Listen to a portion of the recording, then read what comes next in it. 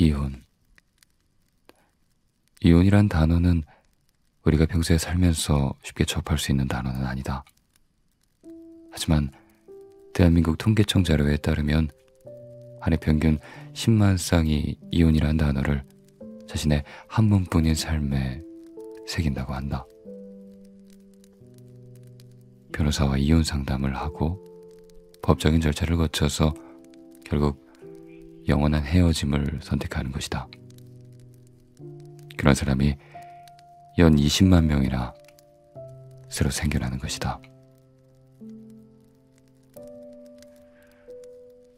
아직 결혼조차 하지 않은 나지만 이런 이혼에 대한 통계 자료를 보고 있으면 저절로 이런 궁금증이 머리 위로 떠오른다. 서로를 그토록 사랑해서 결혼까지 다 한 두 사람이 어째서 다시는 물을 수 없는 그 이혼이란 단어 앞에 서게 되는 걸까? 아무리 골똘히 생각해봐도 미약한 내 식견으로는 그 물음에 쉽게 답을 낼 수 없었다. 그저 근거 없는 추측들만이 머릿속에 둥둥 떠다닐 뿐이었다. 그러다 문득 생각 하나가 머리 위로 떠올랐다. 저절로 거기가 끄덕여졌다. 그 생각은 바로 그들 하나하나 헤어짐의 이유는 거리를 스쳐가는 사람들의 수만큼이나 아주 다양할 것이다 라는 생각이었다. 그렇지만 이혼의 이유를 그렇게 애매하게 결론 짓기에는 뭔가 찝찝한 기분이 들었다. 사람이 만나고 헤어지고 사랑하고 또 이별하는데 어떤 근거가 있지 않을까? 나는 그런 생각으로 사랑과 관련된 여러 실험 결과들을 살펴보았다. 그러다 우연치 않게 사람들이 사랑의 이유를 말할 때나 헤어짐의 이유를 말할 때 주로 언급하는 과학적 근거 하나를 보게 되었다. 그것은 바로 우리가 사랑할 때 몸에서 저절로 생겨나는 호르몬에 대한 이야기였다. 소위 사랑 호르몬이라고 이야기하는 도파민, 엔도르핀, 옥시토신 같은 그 호르몬들이었다. 그것들은 우리를 사랑에 빠지게도 만들고 또 사랑에서 멀어지게 만들기도 한다고 했다. 이렇듯 우리가 누군가와 사랑에 빠지는 이유를 설명할 때 그 호르몬의 작용 때문이란 근거를 댄다면 우리에게 사랑의 감정을 선물해주는 주체도 그것을 빼앗아가는 주체도 모두 호르몬이라고 말할 수 있을 것이다. 그 말은 우리가 종종 친구에게서 듣는 그냥 그 사람이 좋아. 나 그 사람이랑 결혼할 거야. 같은 말에 힘을 실어준다. 별도의 이유가 없어도 말이다. 그리고 나 그 사람이 꼴 보기 싫어졌어. 나 이제 이혼할래. 라는 말도 별다른 근거가 필요하지 않다. 어쩐지 이런 식이라면 인간은 그저 호르몬의 작용에 지배를 받는, 그저 사랑 호르몬의 유효기간이 끝나면 의무감으로 남은 생을 상대와 억지로 함께 하던지 혹은 그 호르몬의 작용에 발맞춰 헤어져야 하는 불행한 존재처럼 느껴진다. 왠지 기분이 좋지 않다. 마치 누가 내 지갑 속에 돈을 훔쳐가고 있는데 나는 두 손 두 발 다 놓고 있는 것처럼 느껴진다. 정말이지 과학자들의 말처럼 인간은 그저 호르몬의 장난에 놀아나는 존재인 걸까?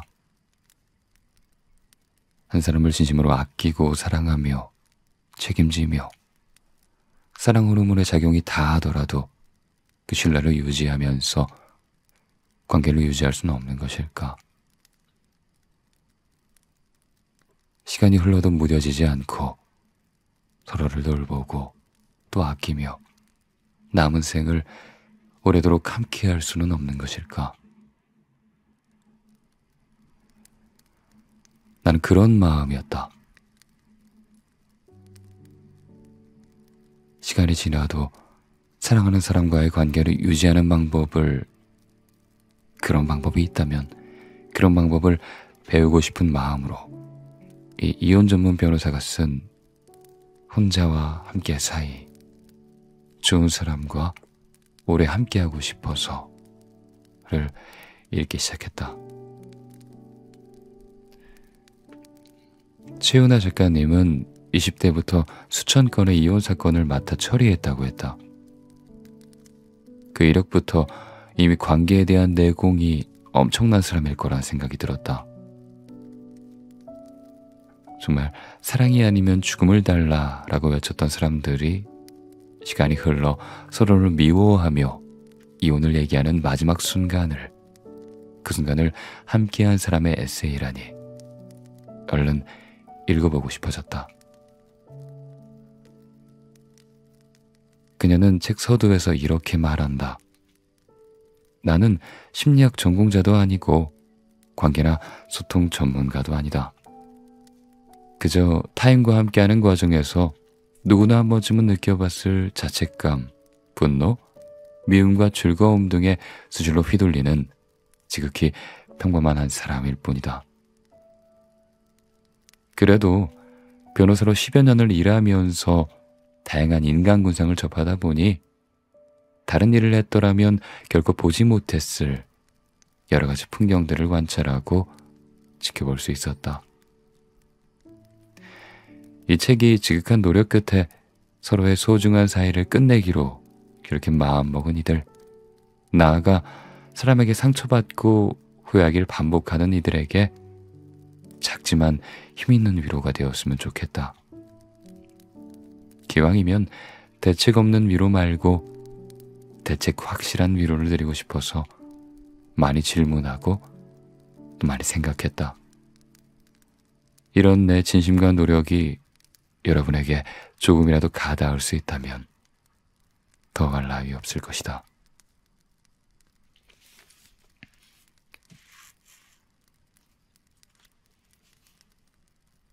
내가 읽은 이 책은 수천 명의 관계의 끝을 함께했던 그 한 사람의 진솔한 에세이였다. 저자는 그들의 이야기를 통해서 우리에게 어떤 깨달음 하나를 선물한다. 몸이 하나인 우리가 그동안 쉽게 볼 수 없었던 수많은 관계들을 눈에 보이듯 이야기해주며 말이다.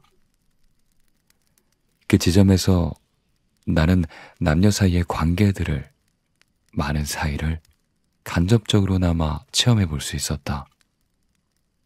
느낄 수 있었다. 몰랐던 것을 배울 수 있었다. 장담컨대 살다가 관계가 버거운 순간을 마주했을 때, 당신은 이 책을 읽지 않았을 때보다 그 상황을 보다 더 현명하게 헤쳐나갈 수 있을 것이다. 좋은 사람과 오래 함께할 수 있는 그런 실용적인 방법들을 이 책에서 배우게 될 테니 말이다. 어쩐지 관계가 너무 힘들다는 생각이 드는 사람이라면 이 책을 꼭 읽어보길 권한다.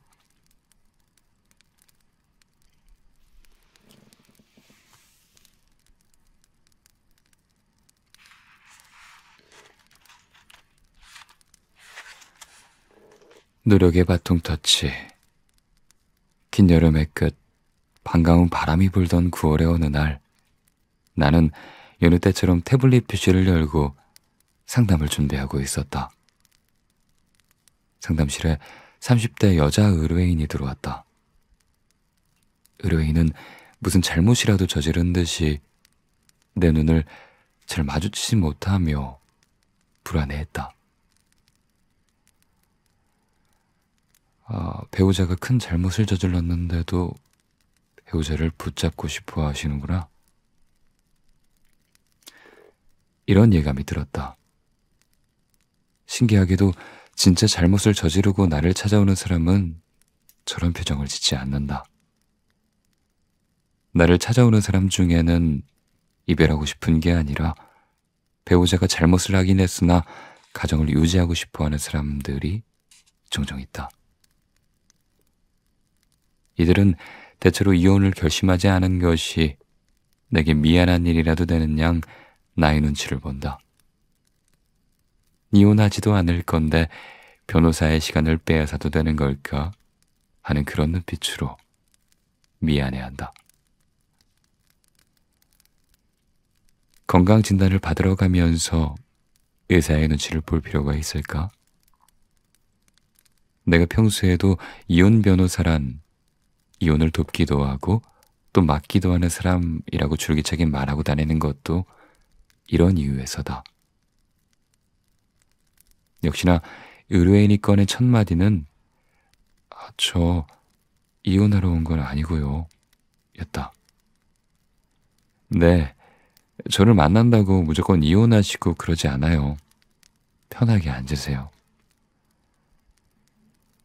내 말에 의뢰인은 정말 몇 달 만에 짓는 듯한 어색한 미소를 보였다. 남편이 바람을 피웠어요. 그 전까지는 좋은 남편이었고 애들한테도 훌륭한 아빠였어요. 그래서 정말 너무너무 고통스럽지만 이번 한 번만 참고 넘어가기로요. 많이 힘드셨겠어요. 제가 어떻게 도와드리면 될까요? 남편이 다시는 이런 행동을 하지 않게 하려면 어떻게 해야 하는지 예방하는 방법이 있을까 해서 왔어요. 아니면 지금이라도 제가 용서하려는 마음을 접고 이혼하는 게 맞나요? 그런 걸까요? 의뢰인은 또 자신이 어떤 노력을 해야 이 상황을 빠르게 흘려보낼 수 있느냐고도 물었다. 이 일을 하기 전에 나였다면 배우자가 외도를 했는데도 본인이 노력할 부분을 찾는다니.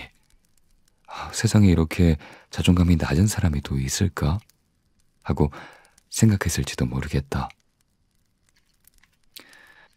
하지만 지금은 다르다. 인생을 포기하고 싶을 만큼 힘겨운 상황에서도 자신이 무엇을 더 할 수 있을지 고민하는 그 의뢰인의 굳센 의지를 보며 나는 그가 결혼 생활 내내 관계를 위해 많이 인내하고 부단히 노력해온 사람이라고 느꼈다.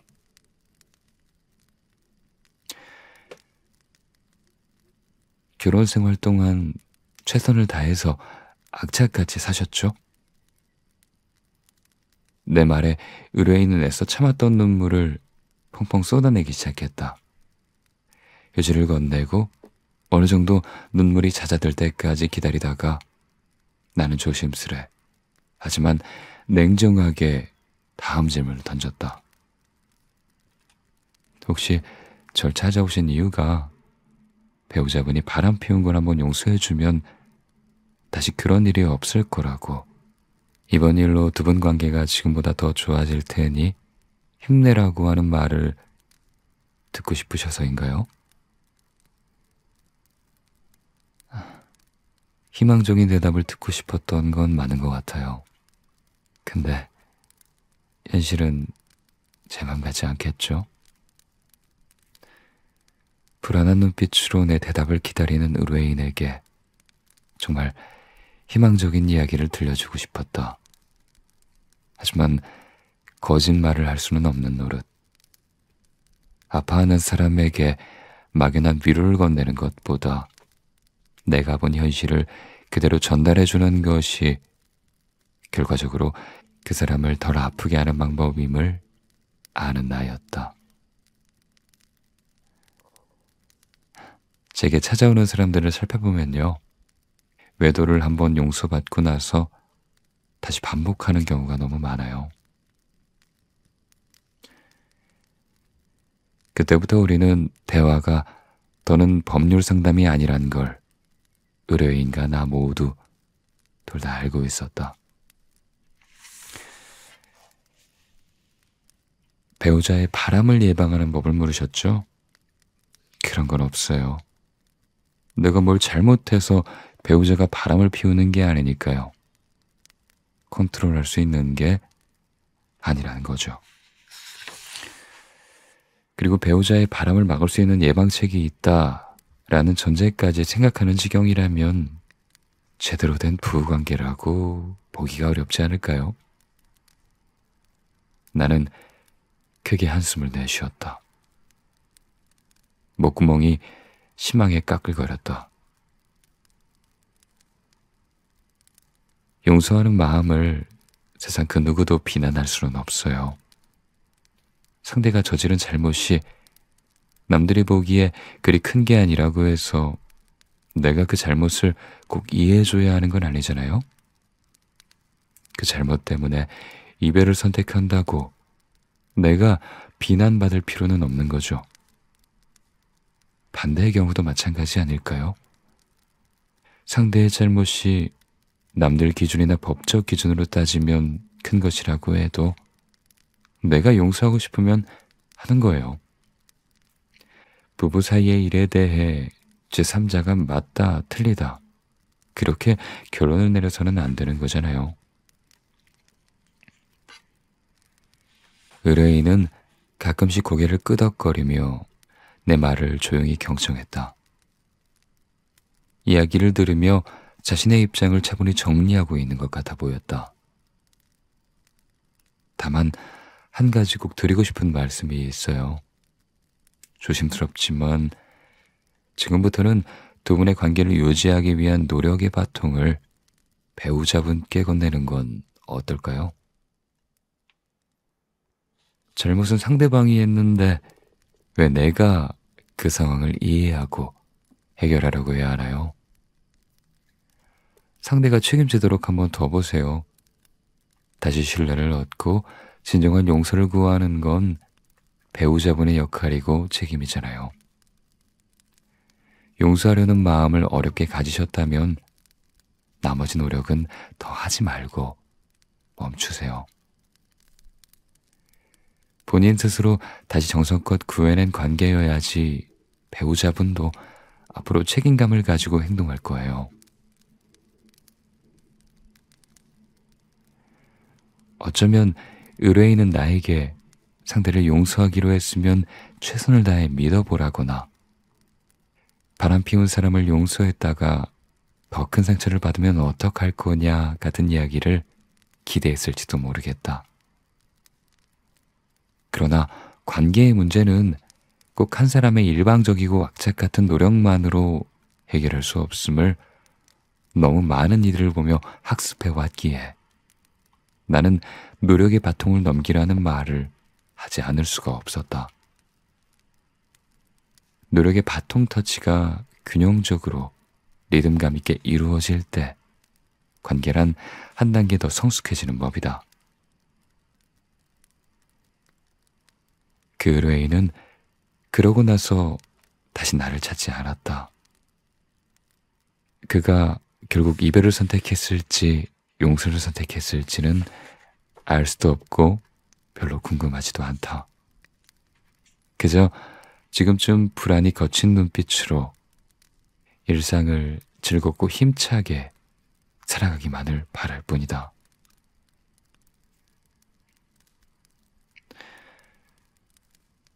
나에게 찾아오는 분들 중에 더 인내하는 쪽이었다가 지쳐서 백기를 들고 모든 것을 내려놓는 분들이 정말 많다.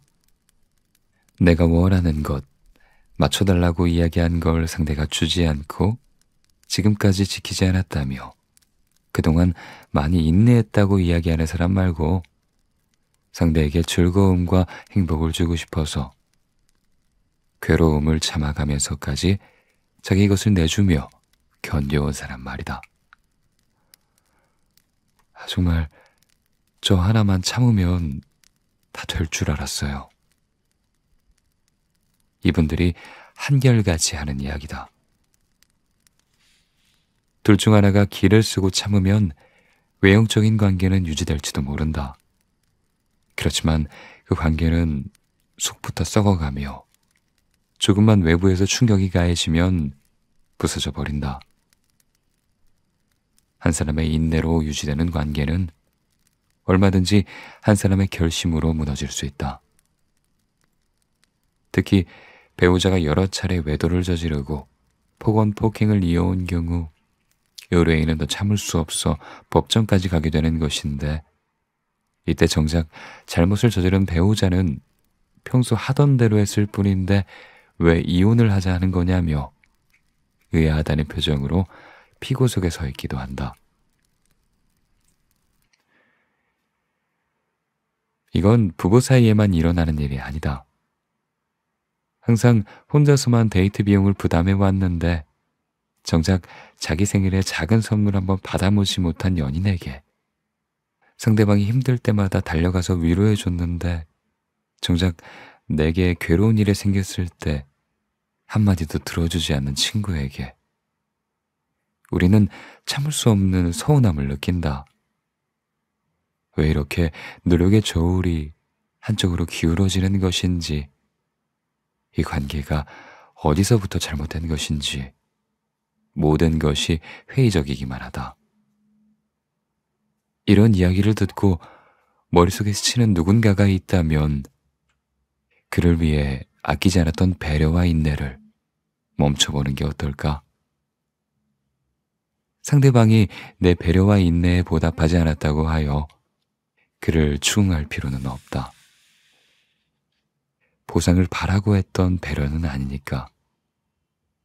그러나 내 인내가 한도를 초과하고 있다는 경고 신호가, 그 신호가 울리는 순간 우리는 나 자신을 위해 그만 참아야 한다.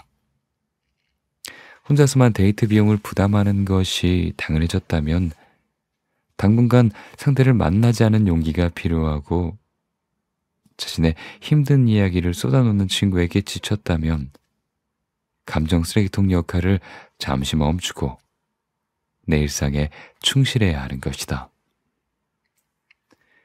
배려와 노력을 멈추는 용기는 상대방을 변화시키려는 노력보다 나 자신을 먼저 변화시키려는 노력이기에 더 건강하고 희망적이다. 좀 더 나 자신에게 집중하고 이제 노력의 바통은 상대방에게 넘겨야 할 때다.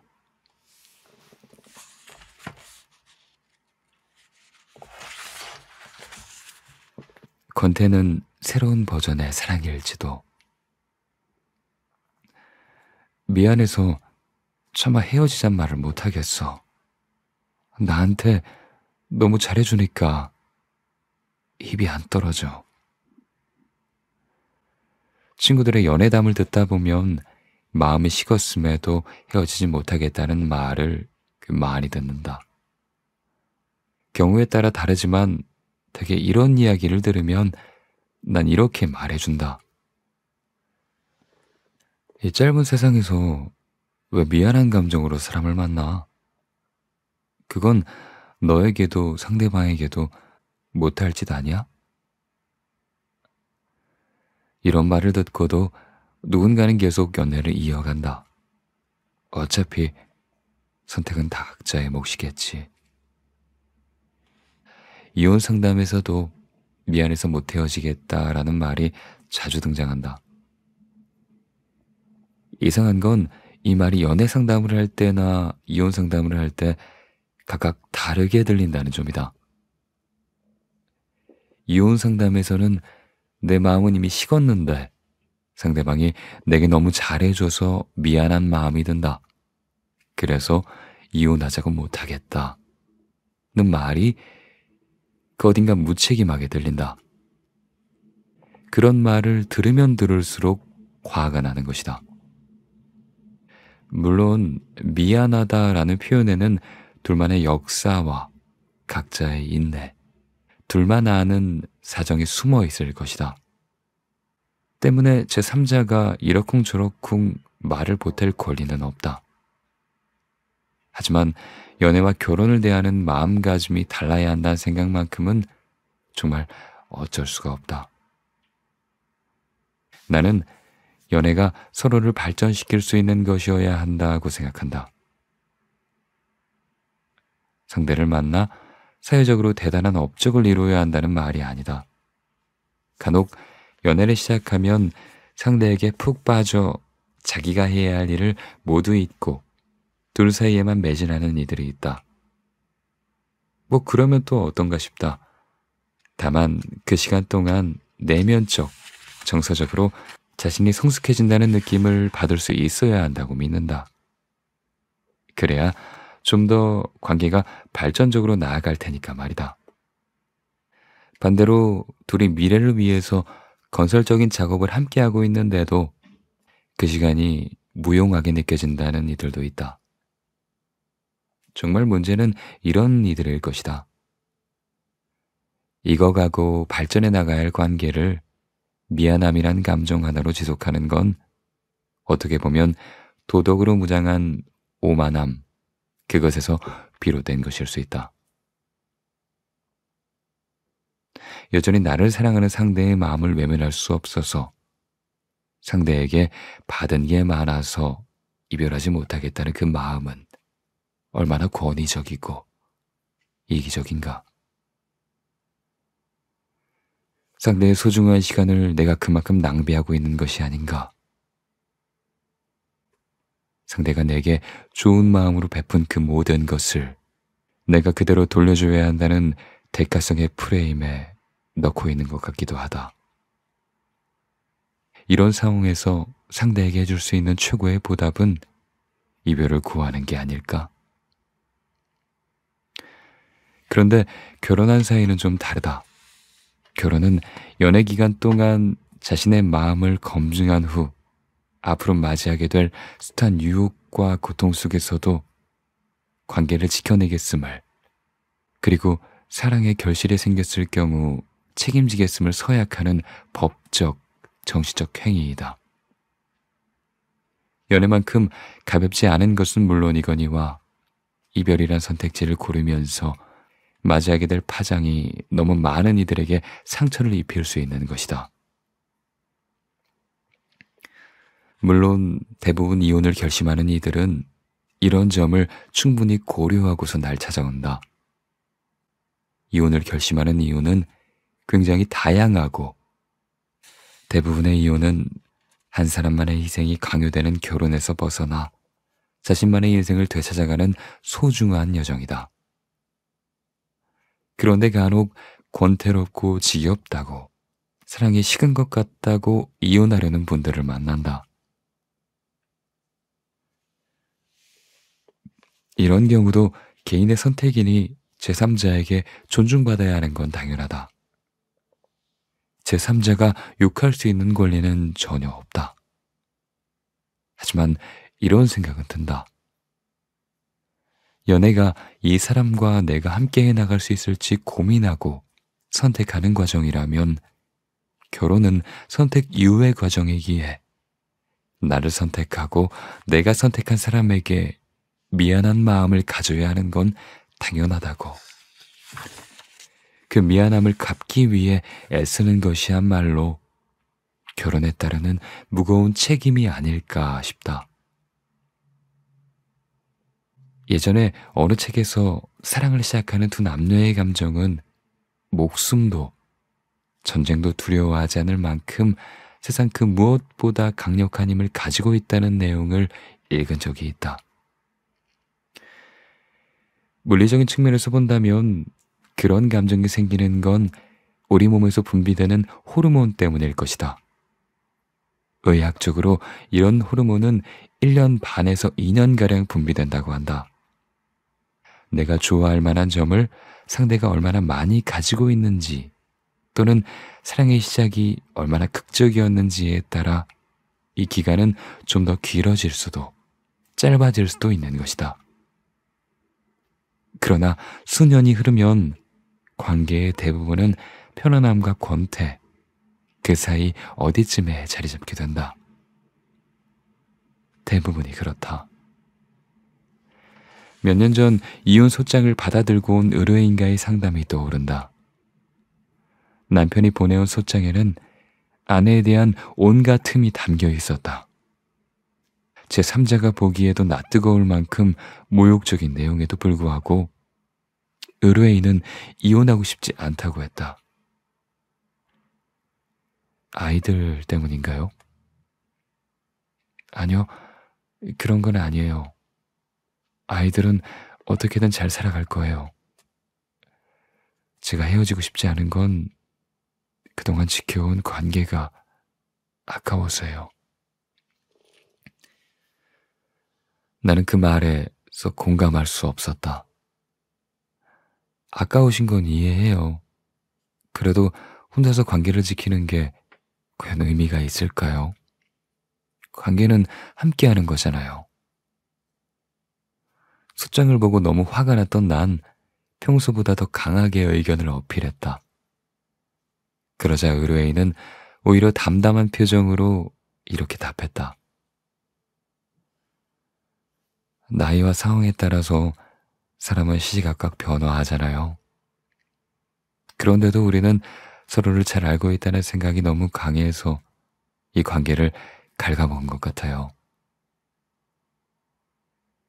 내가 아는 그 사람은 옛날 모습에 머물러 있고 그 사람이 아는 나는 이미 변해버렸으니 계속 서로 다른 방향으로 엇나가게 됐어요. 결과적으로 마침표를 찍게 된다고 해도 우리가 10년 이상 가꾸고 성장해온 관계를 여기서 바로 포기하고 싶지는 않아요. 그 말을 듣자 예전에 TV에서 10년쯤 장기 연애를 해왔다는 어느 유명한 마술사의 말이 퍼뜩 떠올랐다. 친구와도 멀어질 때가 있고 가까워질 때가 있고 하잖아요. 연인과도 마찬가지 아닐까요? 어쩌면 권태란 건 관계의 또 다른 국면, 새로운 단계로 가는 출발선이 아닐까? 이 출발선을 밟아보지도 않고 다른 길을 찾으러 떠난다면 시간이 흐름에 따라 조금씩 변해가는 상대의 모습을, 그 모습을 사랑할 기회도, 그런 내 모습을 사랑받을 기회도 영영 놓치고 말 것이다. 요즘 나는 두 사람 사이에서 찾아오는 권태감이 절대 쉽게 거저 생겨나는 게 아니라는 생각이 든다. 꾸준히 노력하면서 상대에 대해 탐구해왔고 그 오랜 탐구의 대가로 서로를 잘 알게 됐다는 생각이 들 때 바로 그때 두 사람 사이에 새롭게 찾아오는 감정이 바로 권태감이 아닐까 싶다.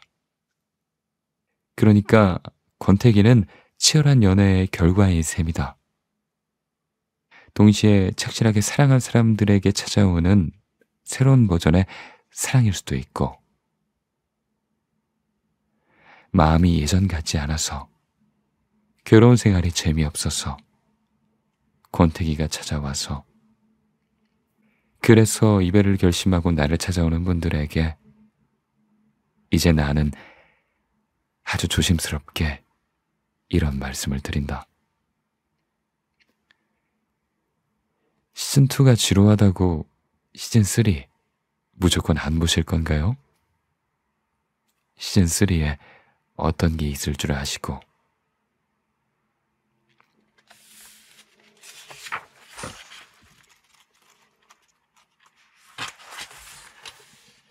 자존감, 그게 뭔데?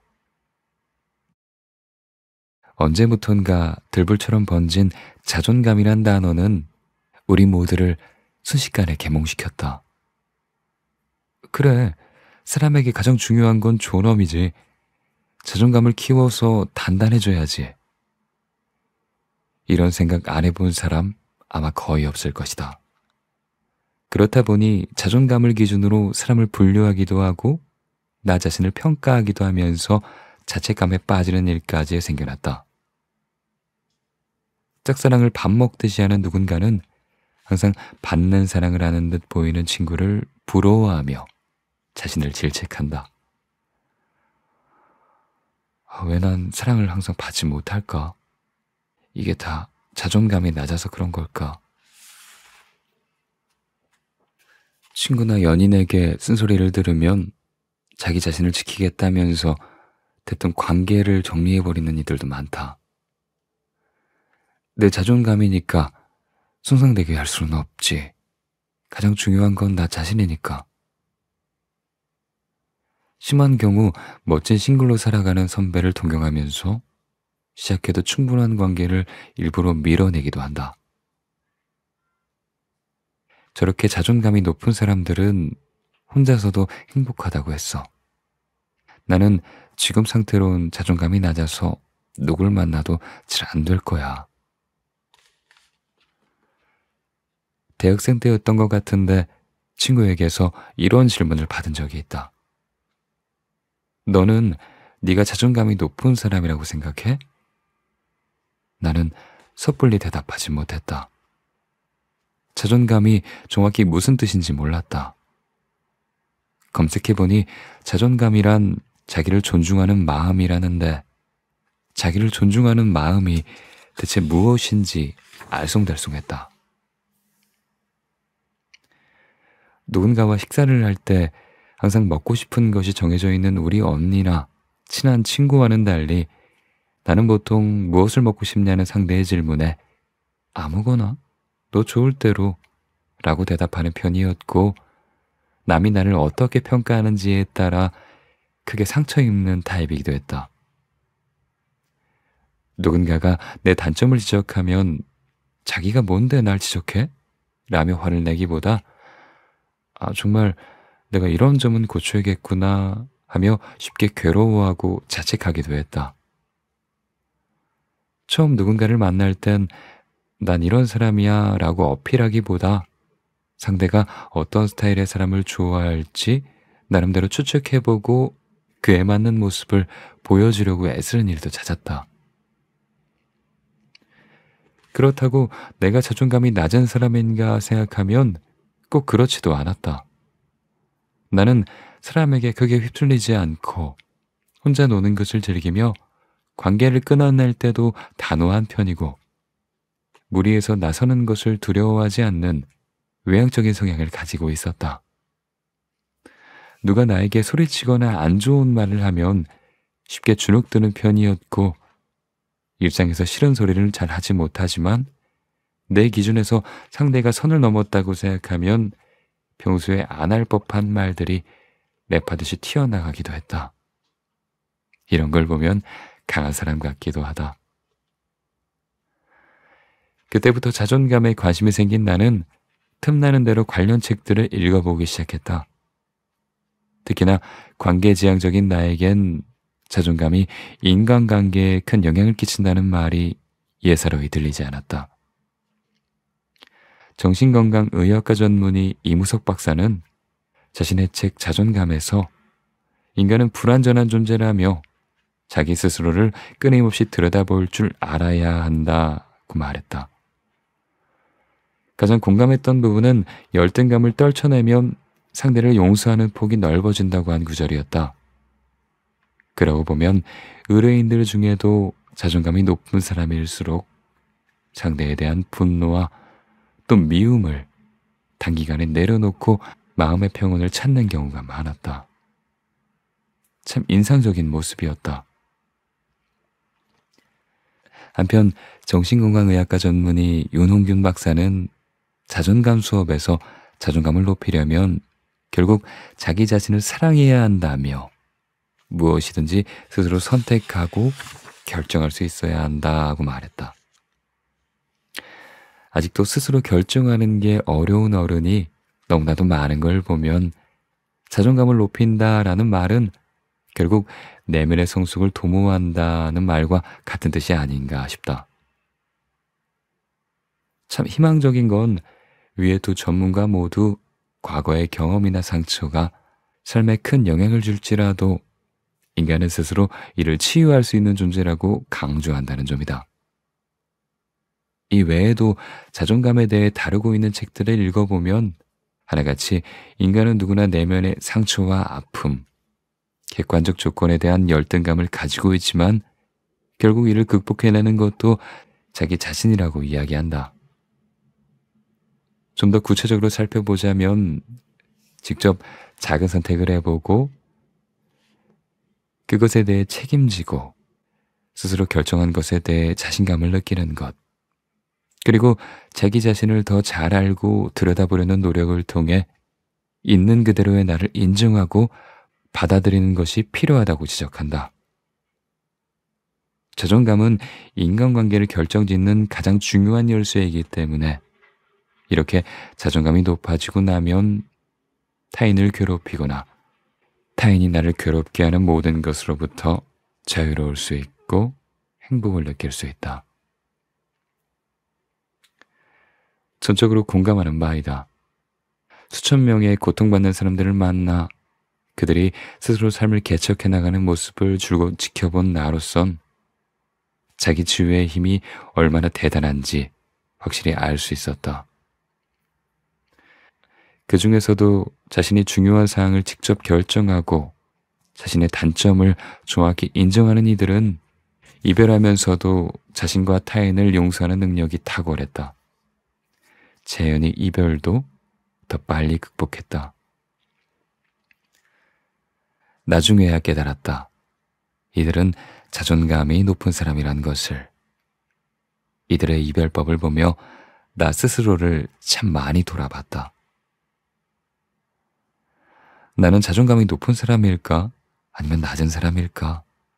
를 고민하며 20대를 보낸 나는 다양한 사람들과 관계를 맺어보고 나 자신과도 좀 더 오래 같이 살아보고 나서야 자존감이 무슨 말인지 조금 알게 되었다.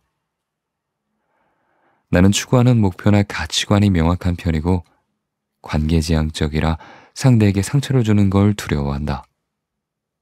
또 그때그때 싫은 소리를 내서 오해를 풀고 관계를 발전시키는 건 잘 못하는 대신에 상대와의 관계를 잘 가꾸어 나가기 위해 할 수 있는 한 최선의 노력을 다하고 미래가 없다고 판단되면 관계를 포기한다. 그리고 서로를 존중하며 관계를 발전시켜 나갈 때 큰 행복을 느끼지만 한편으로는 혼자 있을 때도 너무나 즐거운 사람이다. 내가 혼자 있는 걸 좋아하는 이유는 사람이 싫어서가 아니라 사람이 너무 좋아서, 사람과 잘 지내고 싶어서. 사람과 잘 지내려다 보니 누군가와 함께 있을 때 많은 에너지를 소비하고 그로 인해 쉬이 피로감을 느껴 얼른 집에 가서 혼자 있고 싶다는 생각을 하게 된다는 것. 나는 이제 겨우 너는 네가 자존감 높은 사람이라고 생각해? 라는 질문에 시원하게 대답할 수 있게 되었다. 나는 자존감 높은 편이야. 이 대답을 할 수 있게 되기까지 참 오랜 시간이 걸렸다. 당연하다. 자신을 존중하는 마음은 결국 자신을 잘 아는 것에서 출발하는 거니까. 자신을 잘 알지 못해 그저 상대에게 맞추기만 하는 사람은 자존감이 높다, 자존감이 높은 사람이다 라고 말하기가 어렵다. 하지만 성향 자체가 다른 사람이 원하는 것을 수용하길 좋아하고 타인이 행복하는 것을 바라볼 때 덩달아 자신도 행복해지는 사람이라면 이야기가 달라진다. 나의 본성과 학습된 능력들, 가치관, 취향 등을 잘 알고 나 자신과 친해지는 것. 그렇게 나 자신과 친해진 후에 다른 사람들과 차근차근 관계를 맺어나가는 것이다. 그것이 순서인 셈이다. 남들 눈에 내가 어떤 사람으로 보이는지 신경 쓰기보다 스스로 자신이 어떤 사람인지 자신 있게 이야기할 수 있다면, 또 그런 자기의 모습을 존중하며 살아가고 있다면 당신의 자존감은 이미 충분하다. 내가 가장 잘 보여야 할 사람은 바로 나이기에